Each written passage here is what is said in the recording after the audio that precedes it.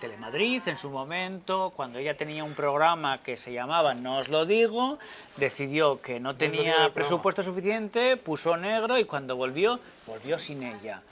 Popular, Uy, no tengo ni idea, casada con un futbolista. ¡Ah, hombre! Sí, esta, la de la noche, la de Apaches. ¿Cómo se llama esa? ¿Qué Apaches? ¿Qué Apaches? Esta de la noche, Territorio Comanche es o Apache. No, hombre, Miguel ¿cómo va a ser esa? Sáez Carral. Sí. Apaches, tú dices Territorio Comanche. Territorio Comanche es ¿Cómo se ¿quién? llama esa? Muy Esa- bien. ¿Es ella? ¿Cómo hilamos con No. el programa de la semana pasada? ¿Cómo ¿Cómo se me llama? gusta esto? ¿Cómo se llama esta? Ah, tenéis que adivinarlo. ¿Qué queréis? Vanessa no se ¿Sopas llama. o sorber? Ahora mismo. Sí. Vanessa no se llama. Se llama Rubia en la Cristina- actualidad.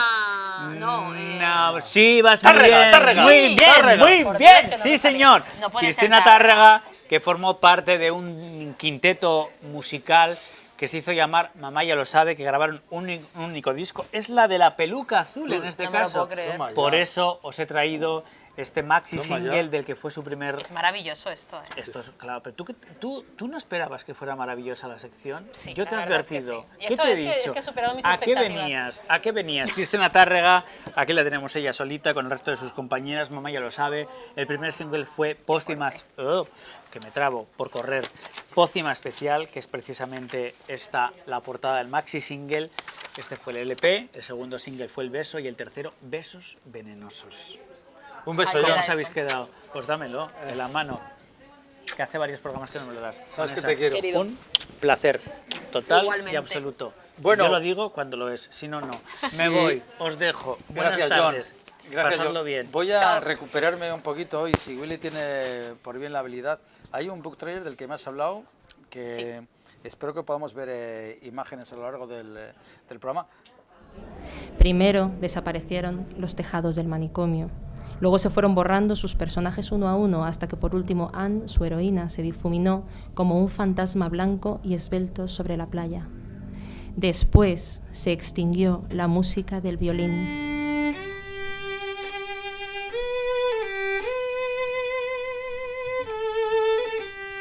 Y solo quedaron sus voces, rebotando contra el blanco, como si se enfrentara a la primera página de una nueva novela que se iniciaría en la otra orilla.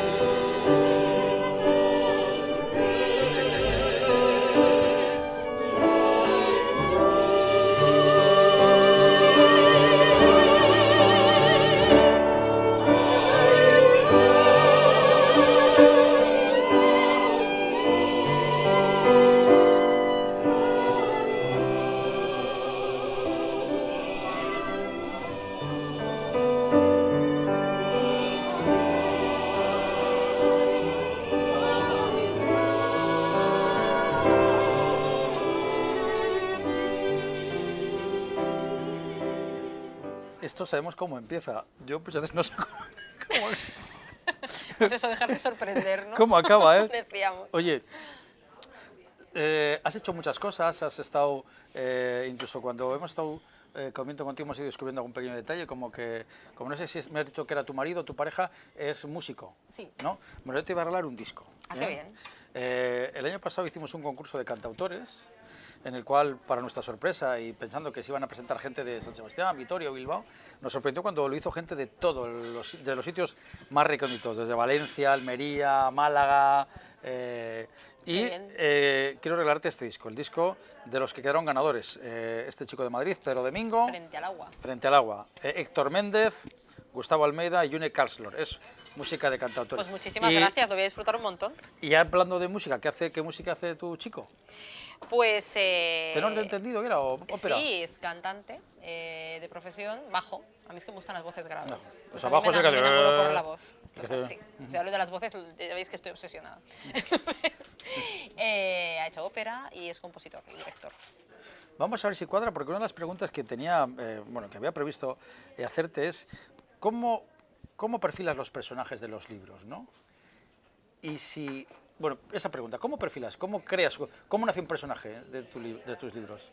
Pues normalmente, además es en lo que más tiempo invierto, para mí los personajes, aunque tengan una trama clara, en este caso la tenía bastante clara, son los que arrastran la novela, con lo cual me tomo mucho tiempo en darles forma, voz, cuerpo. Muchas veces tengo más páginas sobre un personaje de lo que luego va a aparecer, o sea, los tengo que conocer mejor que el espectador, iba a decir, que el lector. Que el lector, sí, que va. En este caso, por ejemplo, el personaje de los que me siento más orgullosa de este libro, aparte de que hay toda una terna de secundarios que son muy peculiares, porque son personajes muy extremos, pues hay un farero, por ejemplo, que es un loco del manicomio, que un día, pues que se supone que fue albañil en algún momento en su Irlanda natal y entonces se dedica a poner piedras de las que sobran de la cantera y construye un faro, se mete dentro y reclama esa tierra, ¿no? Que esta es una historia real, pero que he tenido que fabular para darle un poco un carácter más novelesco. La enfermera Radcliffe, Anne Radcliffe, que es la gran protagonista de esta novela, invertí mucho tiempo en crear una heroína romántica. Yo quería que Anne Radcliffe fuera uno de esos personajes que en voz de Dickens dice de ella, que tiene esa rara forma de inteligencia, la que da la capacidad de cambiar las cosas.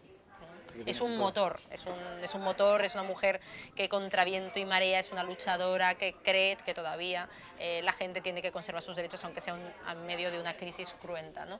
Entonces, a veces vas cogiendo dosis de la realidad, la mirada de alguien que has conocido, la actitud de una persona que te llamó la atención, que se van mezclando con personajes que has leído y el personaje va cobrando forma y va haciendo su propio recorrido. Para mí, el mundo del personaje es una de las cosas más fascinantes.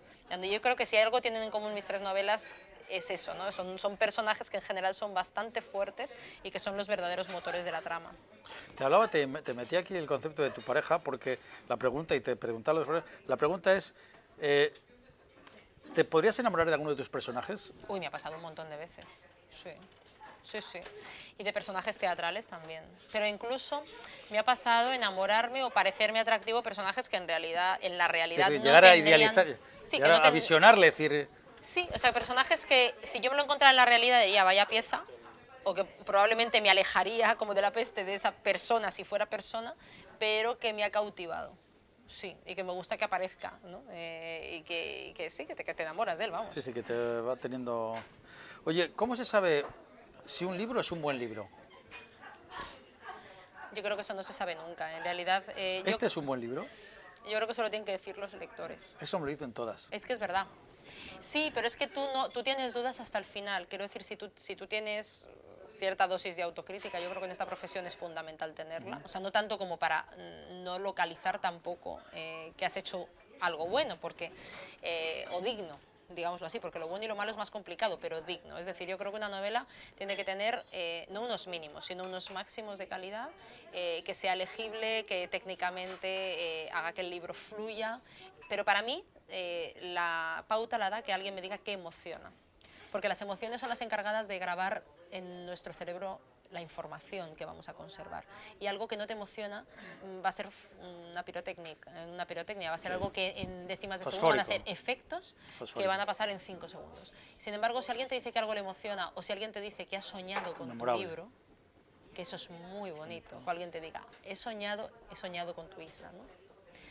Entonces es cuando dices, algo he tenido que hacer bien. Luego todas las novelas tienen fallos, o sea, no existe la novela perfecta ni tienen por qué serlo, como los seres humanos no somos perfectos, ¿no? Pero que emocione, para mí es el único criterio. Y al margen de lo que cuenta todos los discos, todos los libros, todas las películas, siempre, al margen de esto, ¿qué historia hay detrás de este libro? Al margen de la sinopsis de lo que cuenta, el argumento. ¿Historia personal o historia del libro? Si hay historia. Sí. Bueno, yo esta novela te decía que yo la escribí un poco para darme oxígeno, ¿no? Para mí, para mis lectores. Esta novela surgió de una anécdota muy curiosa. ¿La del viejito en la calle? No, esa fue la anterior. Ah. Estaba localizando, porque yo localizo a veces para mis novelas lugares que me llaman la atención. Me puede llamar la atención un cuadro que me da el tono de lo que quiero transmitir, un cuadro, un plástico, quiero decir, una pintura, o puede ser una canción. Por ejemplo, con Mitología de Nueva York me pasaba mucho con las canciones. Sí.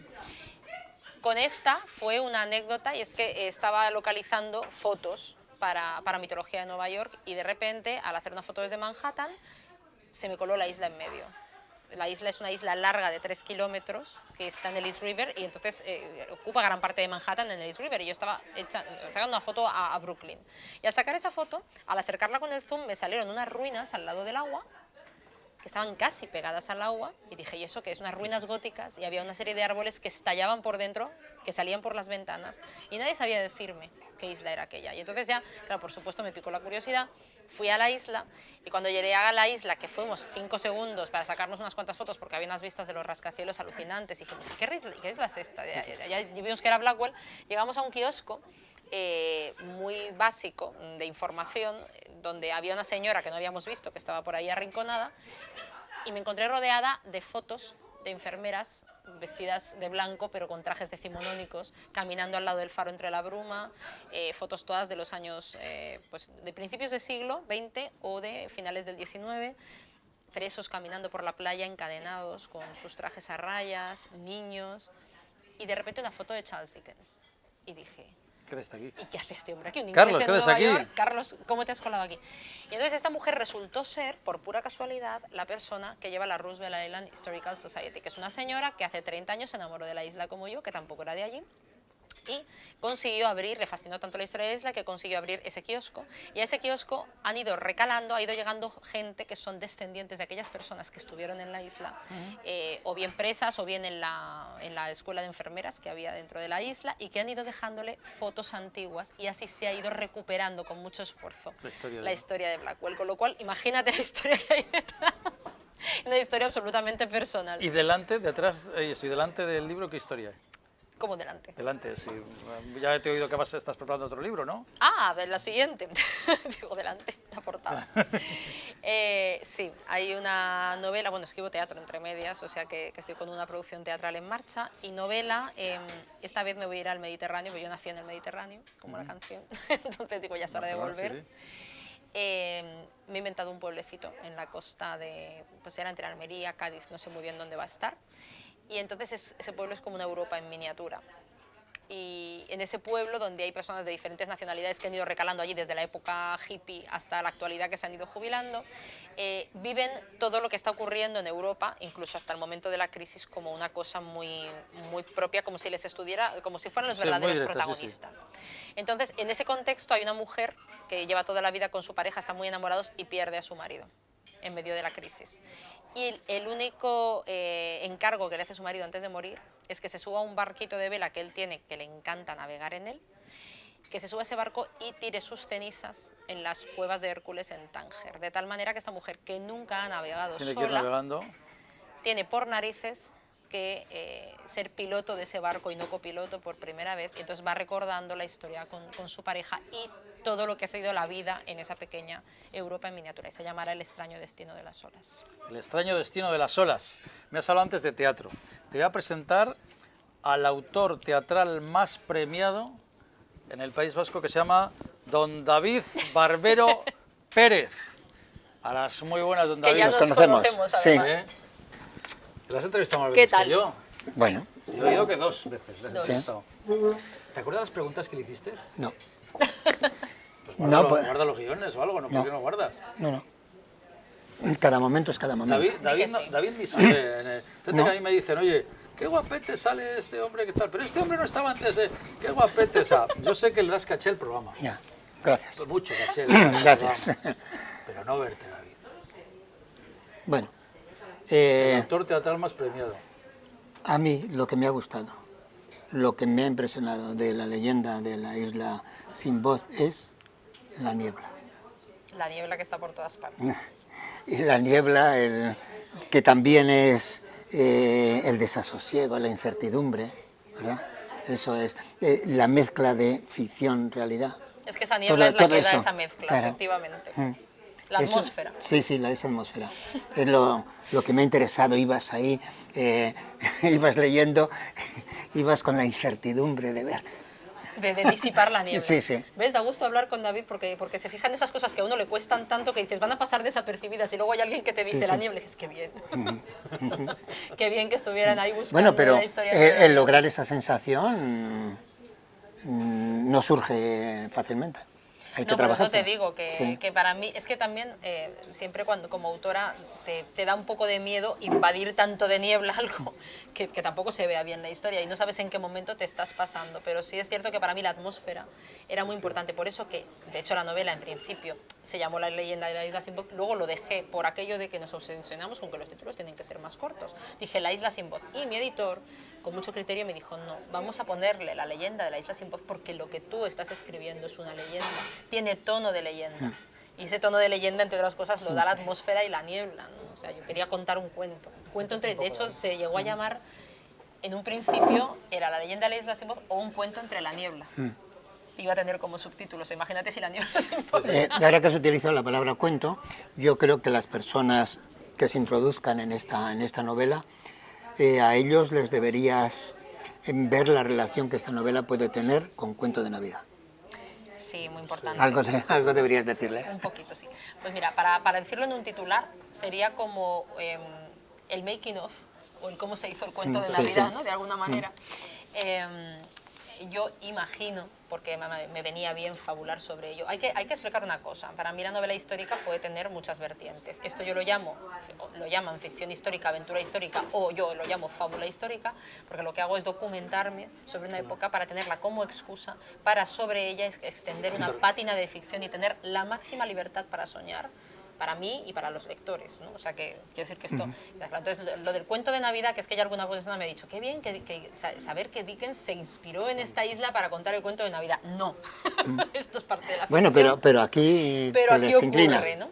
Entonces, Cuento de Navidad, Charles Dickens lo escribió justo cuando vuelve de Estados Unidos, de visitar esta isla, entre otras cosas, porque eso sí es real, que estuvo allí, y lo cuenta en Notas de América. Y entonces a mí se me ocurrió que, claro, como justo después publica Cuento de Navidad al volver a Londres, dije, bueno, es que estaría muy bonito que se inspirara en este grupo de casi que es una parada de los monstruos, que hay un huérfano que puede servir de inspiración para el pequeño Tim, está el director del manicomio que podría parecerse mucho a Scrooge, a Mr. Scrooge, alguno de los que ve por allí al fantasma de las navidades pasadas o futuras, entonces... Puede ser mucha fuente de inspiración de Ya. cosas que posteriormente... Claro, entonces, de alguna manera, él mientras va intentando descubrir quién le ha mandado ese anónimo de la isla y qué es lo que quiere, decide contar un cuento a las personas que están hacinadas allí para un poco paliar su desesperanza. Y ahí, entre todos, porque ellos van también colaborando, pues va surgiendo el cuento de Navidad y sus personajes. O sea, en realidad es una novela, a raíz de la pregunta que me hacías antes, cómo uno crea un personaje. En este caso se ve muy claramente cuáles son los mecanismos por los que un escritor va fabulando y va creando personajes tomados, algunos de la realidad. ¿Cuántas hojas tiene el libro? No las he contado. ¿Y páginas? Supongo que las mismas. Definamos Sí, sí. qué es hoja y qué es Sí, página. claro. Si la hoja tiene 2 páginas, por las 2 caras, no lo Claro. sé. No lo sé, es una pregunta Eso estaría trampa. bien. Una pregunta trampa, pero hablemos de teatro. Hablemos. Nos has comentado ya que estás en perspectiva de una nueva obra. pero trabajas mucho en teatro, en el 13, por lo menos 4 proyectos consolidados, y además en muy distintos sitios. Los tenía por aquí, pero desde Madrid con El Galgo, ¿no? Eso fue publicación sí, de sí, momento. pero también Panamá, también Londres, de nuevo Alcalá. Sí, de Henares, en ¿no? 2013 ha sido un año muy teatral, que además como la novela ya la tenía terminada, pues generalmente trato de compaginar, porque son mis 2 pasiones y no me puedo quedar con ninguna, sí. la verdad. Sí, el año pasado fui invitada a hacer una obra de teatro sobre Balboa, por el 5º centenario del descubrimiento del Mar del Sur, o del avistamiento del Mar del Sur. Entonces, claro, es una figura fascinante. Es uno de esos encargos que te comentaba que antes, que son encargos muy abiertos porque te dicen una obra sobre Balboa y puede tener 5 personajes o ser un monólogo. Bueno, tiene pues, de 1 hora y media. Sí. También será bueno, la vamos a representar en tales sitios. O sea, que te digo Claro, yo. sí, en este caso era para el Teatro Nacional de Panamá, lo cual también, digamos, es un teatro precioso, precioso.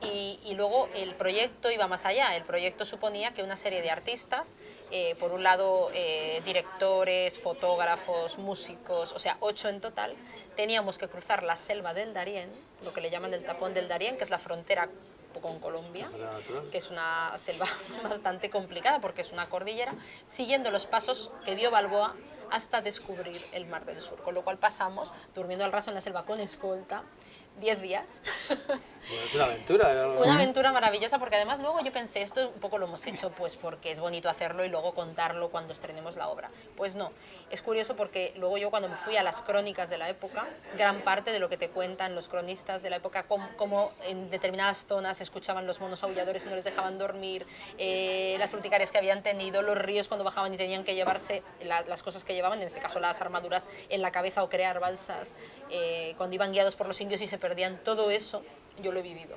porque esa selva ha cambiado muy poco. Entonces fue un proyecto humanamente apasionante. La experiencia, aunque sea sola esa experiencia. Que yo decía, hay otras formas de documentarse, ¿verdad? Está el Archivo de Indias, está la Biblioteca Sí, sí. Nacional, Internet, los libros. Pues no, yo me voy a In situ, cruzar la in selva. Sí, con Londres hay una colaboración, digamos, más larga en el tiempo.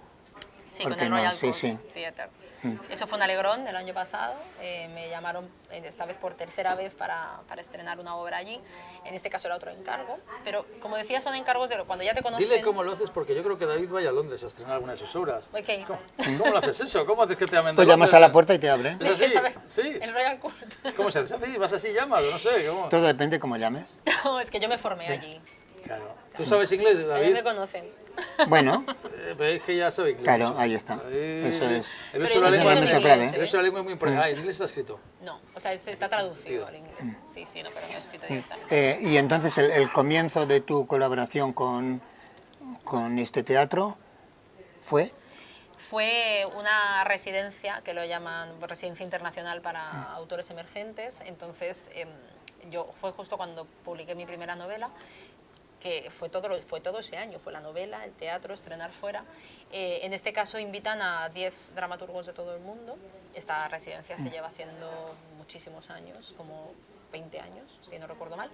Y entonces pues íbamos, pues había una autora de Singapur, otro de Nueva York, otro de diferentes países, de Nigeria, o sea, de los países más diferentes, ¿no?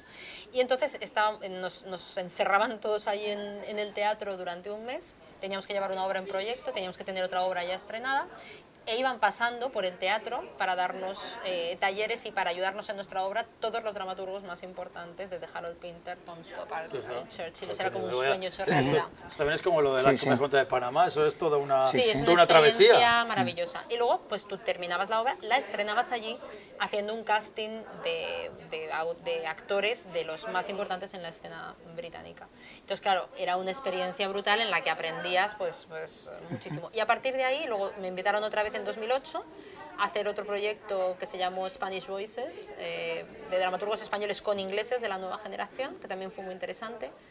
Y esta vez ha sido el primer encargo de una obra de principio. Decir, bueno, Vanessa, como sabemos que tú has escrito El Galgo, que estás muy en el tema de la crisis española, me invitaron a escribir una obra que se ha llamado Tierra de Tiza, que todavía aquí está en inglés, ahora la quiero empezar a mover aquí en castellano, porque todavía no la tengo en castellano, está antes en inglés. Yo la última obra que he visto tuya, digo obra, es Uy, la... cosa, es- cosa ya es no, un no, es que es cosa. así, lo justifico, lo voy a justificar ya inmediatamente, porque es la adaptación de La Regenta. No es una obra propia suya, sino la adaptación de La Regenta. Adaptación entre comillas, ¿no? La La hacemos a ver adaptación, juntos, ¿te sí, acuerdas? sí. Bueno, digamos polémica. Vamos a polemizar. Polémica. Sí. Porque... Ah, no, que fue polémica, Sí, que pensé sí. que decías que íbamos a No, polemizar, o sea, digo, también. eso es una... Bueno, y podemos polemizar porque es un intento, desde mi punto de vista, y ahí podemos ir a la polémica, que fue, yo creo, un poco más allá de lo que aceptaba la novela de la Regenta, me pareció a mí. Pues fíjate que a mí me pasa lo contrario, yo creo que nos quedamos un poco más acá. Sí, bueno, ¿ves? Pero, Es cuestión. pero estoy de acuerdo en que es polémica, es decir, nosotros no pretendemos, o sea, a ver, La Regenta, cuando a ti te encargan de hacer una adaptación de La Regenta en teatro, ya partimos de la base de que no cabe en un teatro. Es que no cabe, son 120 personajes o 130, no recuerdo ahora mismo el número Sí, exacto, sí. y 1000 páginas. Es decir, que como La Regenta ya la ha escrito su autor, y está muy bien escrita, tú te puedes quedar con una perspectiva o con un aspecto de la obra que te parezca rescatable en teatro. Es decir, si por ejemplo hay personajes que, como el encargo era, entre otras cosas, traer a la realidad alguno de los aspectos, o sea, o a la actualidad alguno de los aspectos. Perdóname, porque la gente se sitúe y sepa de qué estamos hablando. Se trae La Regenta Con Sálvame. a un plató de televisión tipo Sálvame. Sí, no exactamente Sálvame, tipo. Bueno, pero ese Sí, tipo, sí, ¿no? sí, no, de hecho, Ese fuimos a tipo. documentarnos allí. Digo para... entonces, en ese sentido, me pareció a mí que, sinceramente, que se eliminaban muchos elementos fundamentales e importantes y de contenido y de peso en La Regenta, que ahí ni aparecían ni podían aparecer. Claro, pero lo que estaba diciendo es que realmente es muy difícil, es decir, nosotros pensamos, o sea, Marina Boyain y yo, en aquel momento cuando empezamos a hacer la adaptación, que insisto, es una adaptación libre, para eso existe el término sí. libre. Es curioso porque aquí, por ejemplo, en España tenemos mucho miedo a revisar a los clásicos. Tú realmente lo que estás intentando ahí es rescatar un aspecto que puedes estar más o menos acertado, porque eso ya para gustos colores, rescatar, abrir el apetito sobre una obra. Claro, tú dices, Sí, los citar, aspectos... sugerir un Exacto, poquito. tú, ¿por qué? Porque es inadaptable. Es decir, tú dices, bueno, tengo el tema de la hipocresía social, tengo el tema de la religión, ¿no? Si nos quedábamos con el tema de la religión, que fue, digamos, lo que más nos dolió evitar, en este caso, que es muy fundamental en La Regenta, y nos quedamos solamente con el tema de la hipocresía social, el tema es que como nos quedáramos con el tema de la religión, es inverosímil que a día de hoy, a no ser que Ana Ozores sea un personaje que esté casi metida en el opus, ¿no? Tenga una relación con la religión como la que tenía Ana Ozores. Pero si ya te metes en una obra donde metes al opus, ya se te come la obra el opus. No me quiero meter con la Entonces es iglesia muy- y es muy Willy... complicado. A ver, voy a ver si me entendéis el lenguaje no verbal. Willy ha hecho... ¿Esto qué es? Y eso quiere decir que Que- estamos a punto de... Que es que no, estamos a Ya punto punto no. no. El Hemos terminado. el punto ha llegado. Willy ha hecho... El Ese punto ha que tiene llegado. Tiki, tiki, tiki. Bien. Y como decía... Debemos obedecer. Qué poco hemos hablado de tu libro, ¿no? No hemos hablado No, nada de mi mucho. libro. No, hombre, sí hemos hablado. La leyenda de la isla sin voz. El último libro publicado que no he escrito de Vanessa Montfort. ¿Y de segundo cuál era que no me acuerdo? Écija. Écija. La sartén de Andalucía. La hija de la criminóloga. Ha estado aquí con nosotros hoy. ¿Qué tal, David? Bien, ¿no? Muy bien. ¿Qué tal, Vanessa? Estupendamente. Bueno, pues como yo, seguro que dice que sí. ¿Qué tal, Willy? ¿Lo has visto bien? Nos ha salido un programa entretenido, ¿eh? Ha estado así... No me rompas nada, John. Es que, ¿qué quieres? A ver, que no, si nos queda 20 segundos nos vamos. Bueno, ¿tú te acuerdas de quién era criminóloga o quién estudió criminología? Personaje que ha pasado hace ya muchos años por la visita. Sí. ¿Quién? Esta actriz que No, se sentó Cristina aquí. del Valle. Ah, Aquí sí. está el Valle. Cristina del Valle estudió criminología. Basta ya de tanta tontería. ¿Tienes el micro como Se me oye, ¿no, Willy? dentro, eh? No lo sé. Voy a yo. ir al grano. ¿Y cuál es el grano? que nos vamos. Te voy a meter mano. Que decía la canción, Muy bien. claro, evidentemente. David con la izquierda. Apá. Muy amable Un por placer. venir. Apá. Gracias. Gracias a ti. Gracias, David. Muy bien. Que muchas gracias a todos ustedes, vosotros, que ha sido un placer. Esperamos haber incitado a la gente que nos ha visto a que se adentre o a que vaya poco a poco navegando, no naufragando, hasta la isla de la gente que decía que no tenía voz. Si queréis ponerle voz, ya lo sabéis. Cómo me gusta el canto del libro este, así que El canto, de repente sí, dices, Con dos es como figurillas muy ahí, peliculero, ¿verdad? sí, muy "Ah, que sí, peliculero. súper chulo".